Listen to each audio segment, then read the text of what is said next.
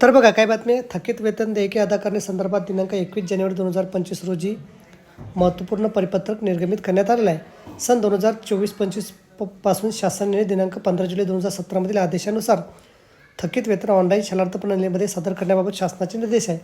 सन 2025-26मध्ये थकीत देयके शालार्थ प्रणालीमध्ये ऑनलाईन पद्धतीने सादर करण्यासाठी DDO-1 मुख्याध्यापक शाळास्तर यांनी दिनांक 10 जानेवारी 2026पर्यंत मुदत देण्यात आलेली होती.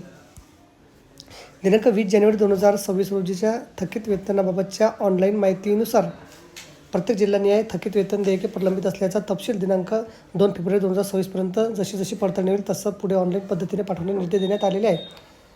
त्यानंतर सन 2025-26च्या आर्थिक वर्षासाठी थकीत देयके मान्यतेसाठी स्वीकृत केली जाणार नाहीत.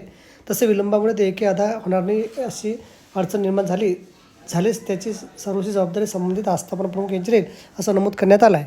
तर बघा अशा प्रकारे अत्यंत महत्त्वाची माहिती आपण समजली. व्हिडिओ सुद्धा आवडल्यास लाईक करा, शेअर करायला विसरू नका. धन्यवाद.